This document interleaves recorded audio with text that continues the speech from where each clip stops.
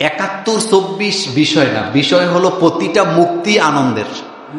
বলেন, প্রতিটা মুক্তি কি আনন্দের। আপনার জীবনে আপনি যতবার যত কারণে খুশি হয়েছেন, একটাকে আরেকটা দিয়ে আপনি কখনো কি করতে পারবেন না, না, আপনি এটাকে জাস্টিফাই করতে পারবেন না কোনটা বেশি আনন্দ ছিল।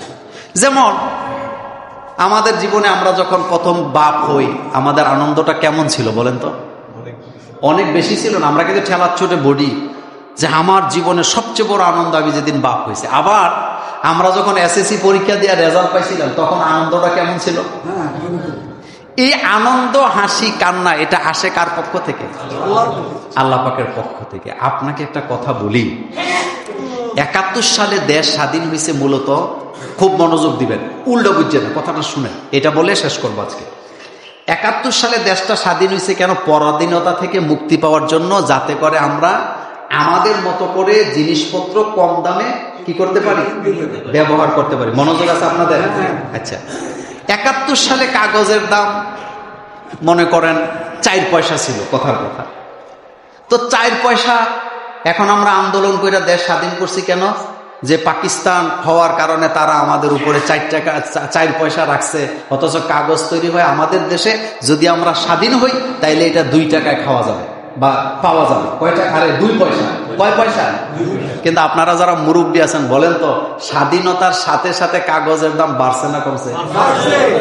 4 আনা থেকে চলে গেছে কয় আনা? 8 আনা। কথা কন না কেন? আমি তো আমার বাপের কাছে শুনে বলতে, কয় আনা?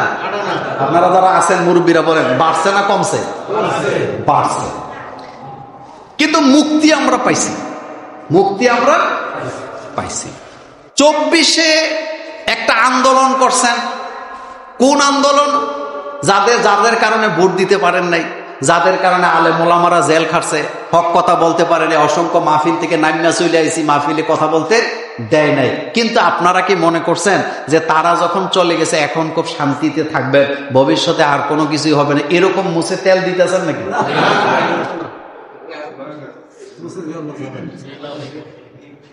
এটা সৃষ্টি পদ্ধতি। হযরতে আদম আলাইহিস সালাম হচ্ছেন সমস্ত মানুষের পিতা। আল্লাহ ইচ্ছা করলে আদম আলাইহিস সালামকে রেখে দিয়া কিয়ামত পর্যন্ত নবী বানায় রাখতে পারতো নাকি পারতো না? কিন্তু তিনি চলে যাওয়ার পর আবার নবী আসছে, আবার নবী আসছে, আবার নবী আসছে।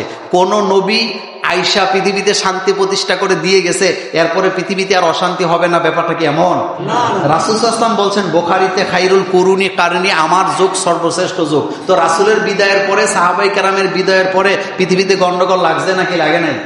আপনারা কি জানেন হযরতে আলী রাদিয়াল্লাহু তাআলা আনহুর অনুসারী এবং হযরতে আয়েশা রাদিয়াল্লাহু তাআলার অনুসারীদের মধ্যে একটা যুদ্ধ হয়েছে নাকি হয় নাই? কথা আসতে কর, হয়েছে নাকি হয় নাই? তো হযরতে আলী রাদিয়াল্লাহু আনহু আর হযরতে আয়েশা রাদিয়াল্লাহু আনহার মান মর্যাদা আল্লাহর কাছে কম না বেশি? কিন্তু তারা যে যুদ্ধ লেগে গেল।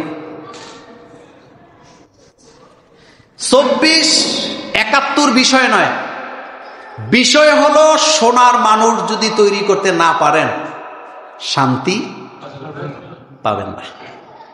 পৃথিবীতে আমরা অনেক সময় বলি অমুক দেশ অনেক শান্তিতে আছে। আচ্ছা বলেন তো, ওই দেশে পুলিশ আছে না, আইন আছে না, আদালত আছে না? তো শান্তিতে থাকলে আইন আদালতের দরকার নেই। পৃথিবীর কেউ শান্তিতে নাই। আপনি আপনার ঘরের মধ্যে তো শান্তিতে নাই। ছেলে একটা কয়, বড় ছেলে একটা কয়, মাইজা ফুল আরেকটা কয়, মাইয়া একদিকে। ঘটনা সত্য না মিথ্যা? তা আপনি পৃথিবীতে শান্তি পাওয়ার চিন্তা আপনি করতে পারেন না। হ্যাঁ, একটা কাজ আপনি করতে পারেন, সেটা হলো শান্তির পক্ষে সবসময় সংগ্রাম করা লাগবে, সংগ্রাম করা লাগবে।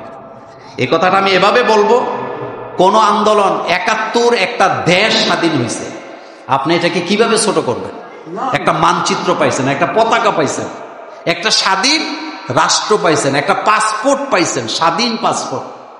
তো এটাকে আপনি ছোট করার কোনো সুযোগ নাই। কিন্তু আমরা সেটা দেখি নাই। আমাদের জন্ম যাদের ৭১-এর অনেক পরে, আমাদের কাছে মনে হয়েছে এটাই আমাদের জন্য কি স্বাধীনতা। শোনেন, আমাকে শত্রু মনে করে না, একটা কথা বলি। আমি আমার জন্মের পরে বাংলাদেশে কোন সরকারের পতনের পরে মানুষকে এত লাখ লাখ মানুষ রাস্তার মধ্যে ছেলে মেয়ে নিয়ে আনন্দ মিছিল করতে আমি জীবনে দেখিনি।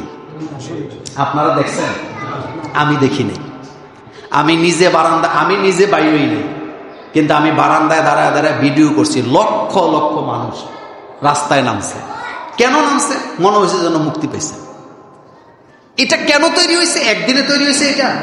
না, একদিনে তৈরি হয় না। অসংখ্য ক্ষোভ জমতে জমতে এটা পারমাণবিক বোমার মতো কি হয়েছে? ব্রাস্ট হয়েছে। সুতরাং আপনাদেরকে আমি একটা ভবিষ্যৎবাণী করে দেই, সেটা হলো ভবিষ্যতেও যারা ক্ষমতায় আসবে মোষে তেল দিয়ে না যে তারা ক্ষমতা টিকানোর চেষ্টা করবে না। ক্ষমতাতে যারে আপনি বসাবেন সে ক্ষমতার অপব্যবহার করবেই। এটা ফিতরত। এটা কি ফিতরত? অপব্যবহার করবে। এই যে মালয়েশিয়ার মাহাতির মোহাম্মদ মালয়েশিয়ারে আধুনিক বানাইছে, আপনি কি জানেন কত মানুষকে সে ফাঁসি দিছে? পৃথিবীর যত রাষ্ট্র আপনি শান্তি দেখেন, আপনারা কি জানেন কত মানুষকে তারা ফাঁসি দিছে? কত মানুষকে তারা হত্যা করছে? পৃথিবীতে যারা আমাদেরকে শান্তির বাণী শোনায় তারা বিরোধী দলকে দমন করে নাই? করছে কিনা? সমাজতন্ত্র, কমিউনিজমের দ্বন্দ্ব, জাতীয়বাদের সাথে দ্বন্দ্ব একটার সাথে আরেকটা কি লেগেই আছে। পৃথিবীর দ্বিতীয় বিশ্বযুদ্ধে কত কোটি মানুষ মারা গেছে আপনি বলেন তো? কিন্তু যুদ্ধ কি বন্ধ হয়েছে? হয় না। আমেরিকা পারমাণবিক বোমা মেরে দিছে কোথায়? না, জাপানে। কোথায় মারছে? তা আপনি বলেন তো, মানুষ কত মারার সাথে সাথে মানুষগুলা পাউডার হয়ে গেছে। সুতরাং যারাই ক্ষমতায় বসবে তারাই আজীবন কি করে আমাদের সাথে ক্ষমতার অপব্যবহার করবে, এটাই স্বাভাবিক। কিন্তু একটা দিয়ে আরেকটারে বিচার করার কোনো সুযোগ কি নাই, কারণ এখনো ক্রাইম বন্ধ হয় নাই। চেয়ারে বসে নামাজ পড়া সম্পর্কে কোরআন হাদিস কি বলে? চেয়ারে বসে নামাজ, এই ব্যাপারে বহু আলোচনা আমরা করছি। চেয়ারে বসে যারা নামাজ পড়েন তাদের নামাজ হবে না এটা আমি বলবো না, কিন্তু আপনাদের কাছে একটা মজার কথা বলি। সেটা হলো, যারা চেয়ারে বসে নামাজ পড়ে তারা বাজার করেনি। কথা বলে বাজার করে, তিনতলায় উঠেনি, নামেনি, রাস্তায় হাঁটেনি। তো সমস্যাটা কোথায়?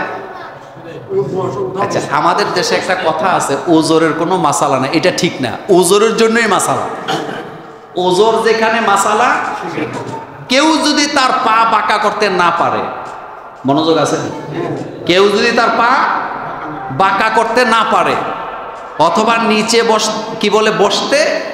নিচে বসতে না পারে, তাহলে তিনি চেয়ারে বসে নামাজ পড়ুক, এতে আমাদের কোনো আপত্তি নাই। কিন্তু চেয়ার বাংলাদেশে ফ্যাশন। এখন বিভিন্ন বড় লোকদের মসজিদ পাইবেন শহর অঞ্চলে, আপনি যাই দেখবেন সামনের 2 কাতার চেয়ারে দিয়ে দখল করে রাখছে। এরকম আসেনি? এরকম যারা করে গণহারে চেয়ার নিয়ে মসজিদের সবগুলা মসজিদ থেকে চেয়ারগুলো বাইর করে দেওয়া দরকার। কেউ যদি দাঁড়ায় নামাজ না পড়তে পারে বসে নামাজ পড়বে। বসে বলতে সে প্রয়োজনে পাগুলা সামনের দিকে দিয়ে নামাজ পড়বে। কথাকে বুঝেন আপনারা? পাগুলা কোন দিকে দিবে? সামনের দিকে দিয়ে নামাজ আদায় করবে। যদি বৈশা পড়তে না পারে শুইয়া নামাজ আদায় করবে। কিন্তু গণহারে চেয়ার মসজিদে ঢুকানো যাবে একান্তই যদি না পারেন, একান্তই যদি না পারেন তিনি চেয়ারে বসবেন। কিন্তু এটাকে কি করা যাবে না, আমলে পরিণত করা। কথা কি বুঝাইতে পারছি?